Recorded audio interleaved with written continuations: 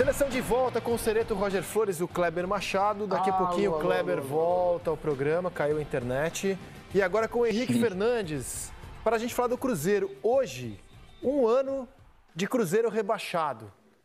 E como está a situação na equipe que entra em campo hoje à noite? Bem-vindo à Seleção, Henrique. Tudo bem, Rizek? Um abraço pessoal que está no programa, quem está em casa. Eu diria para você, Rizek, que nesse ano inteiro que o Cruzeiro viveu na segunda divisão, depois do rebaixamento, na tentativa de reconstrução, dentro de campo é o melhor momento. O Cruzeiro começou o ano com o Adilson Batista, passou pelo Anderson Moreira, depois passou pelo Ney Franco, e agora tem o Filipão e tem o seu melhor time nesse processo, né? Dentro de campo o time é mais confiável, defensivamente mais forte, ofensivamente parece ter encontrado algumas soluções, então acho que dentro de campo são os melhores sinais. Fora de campo, a partir da mudança de diretoria, a gente percebe sinais positivos também. O Cruzeiro tem conseguido acordos importantes para, se não amortizar a sua dívida, que é muito grande, equacioná-la, para impedir que existam penhoras, para que o Cruzeiro continue como um clube viável.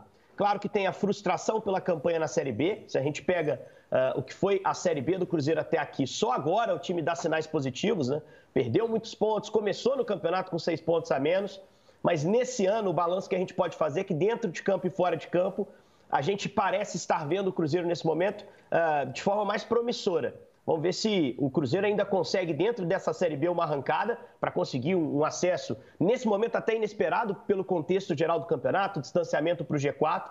E aí, 2021, ano do centenário, o Cruzeiro completa 100 anos agora no início de janeiro. 2001 ser um ano de muito mais alegria, de retomada, de fato, da grandeza do Cruzeiro. A gente fez um resumo do que é esse um ano do Cruzeiro, longe do lugar que é dele, que é a Série A.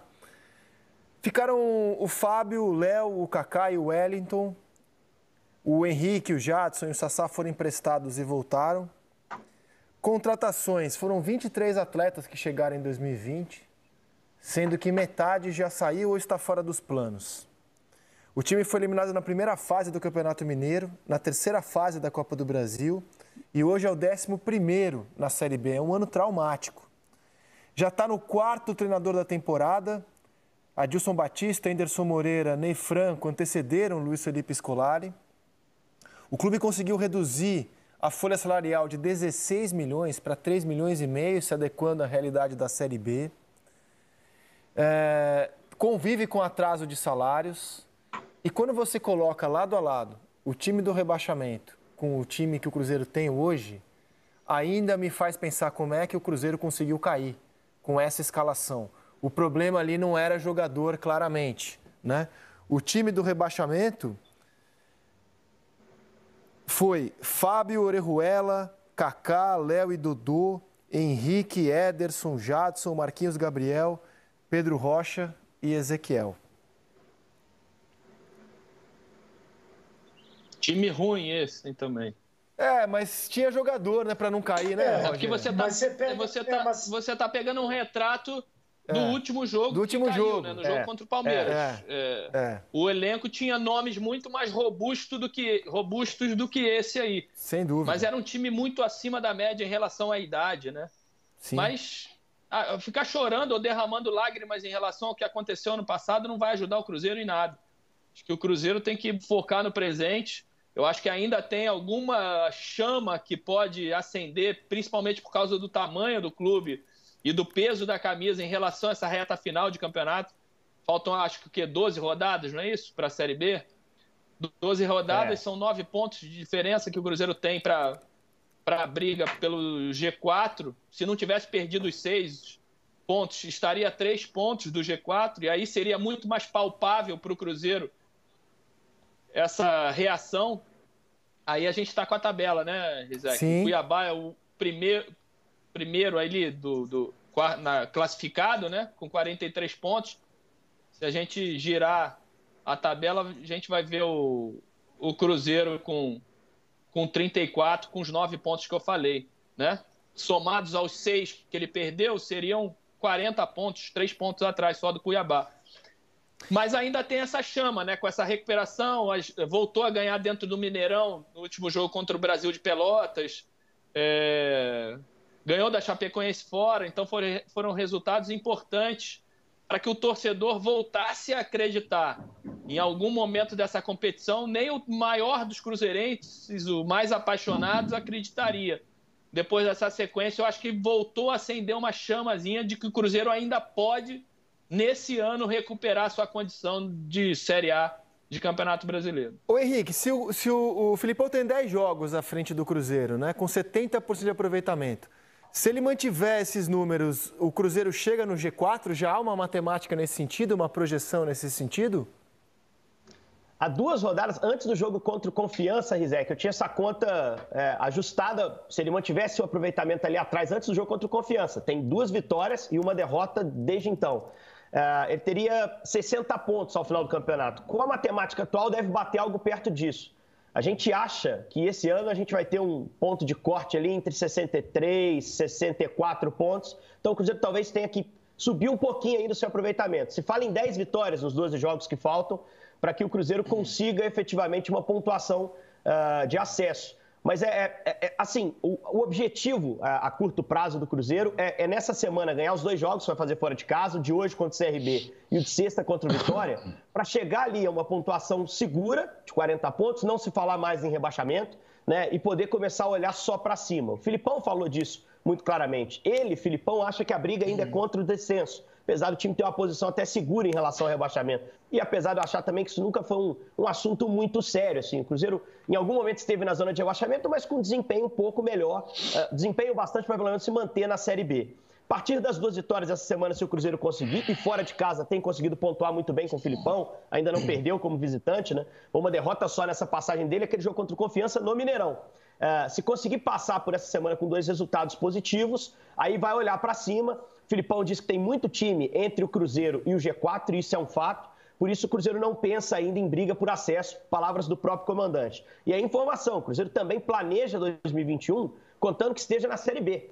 Há 2 planejamentos internamente no futebol do Cruzeiro, no clube como um todo, e o principal é pensando no clube em mais um ano na Série B por todo o contexto. Evidente que há alguns gatilhos, algumas possibilidades, se o time conseguir uma arrancada, mudar o seu patamar orçamentário para o ano que vem, voltando à Série A. Mas hoje o Cruzeiro se planeja para mais um ano na Série B. Não era o planejamento no início do ano, mas é a realidade. O fato é que o Cruzeiro, hoje com o Filipão, tem jogado melhor. Por isso, pelo campo principalmente, ainda sentimos aqui, nós que acompanhamos de perto o Cruzeiro, sentimos que ainda existe uma fagulha, uma chama, como o Roger disse, pela grandeza e pelo fato do time estar jogando melhor dentro de campo.